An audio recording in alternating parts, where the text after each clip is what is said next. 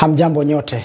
Asanteni sana kwa simu zenyu. Maswali nimeulizwa ni mengi, lakini ningelipenda kuyajibu sasa.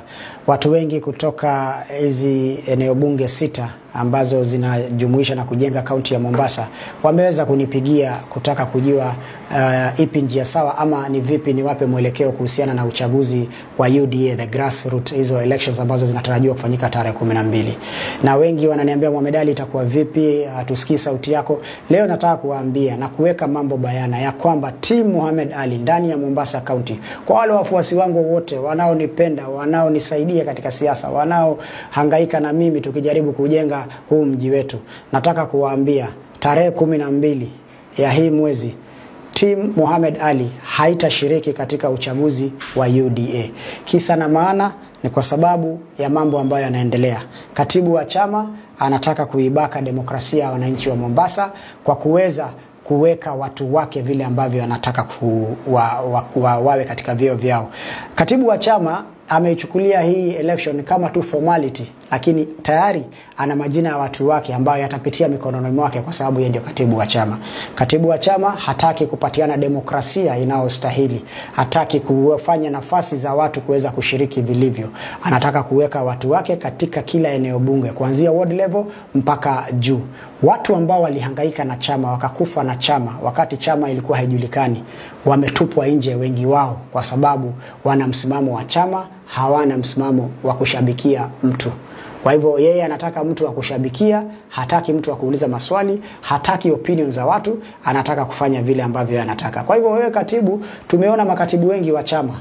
Sisi tunataka kuambia hivi, hatutashiriki katika hiyo uchaguzi. Na iwapo makao makuu ya UDA haitaleta suluhu ya haraka, basi sisi hatuna uoga. Tutakuchukulia chama cha UDA tulichokiunda. Tutakukabidhi wewe katibu wa chama ambaye unataka kutumia hiyo chama kuunda platform yako ya 2027. Tutakupatia UDA, lakini tutakupatia jina, hatutakupatia watu. Tutabaki na watu.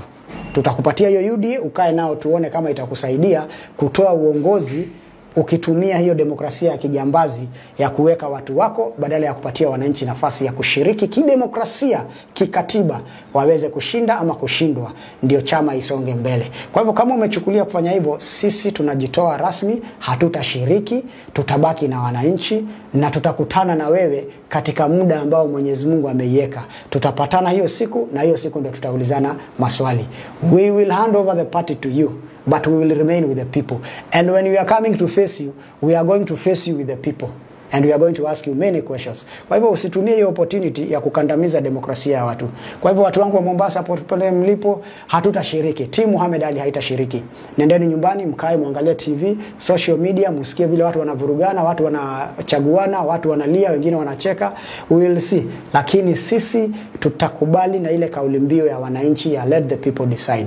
Sisi tutasubiri wakati mwafaka wa kukujibu wewe. Na tunataka kuambia kama umeamua kuharibu hii chama, basi sisi hatutakuwa miongoni mwa kuiharibu. Tutakuachia uiharibu vizuri. Sisi hatutashiriki, na ni hayo tu kwa wale ambao wamekuwa wakiuliza maswali.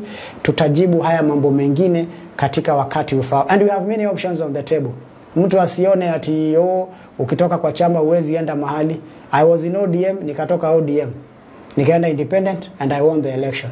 People are not interested with the parties. People are interested with what you do for them. Nimerudi tena na term ya pili na UDA. Nimechaguliwa. Being the only UDA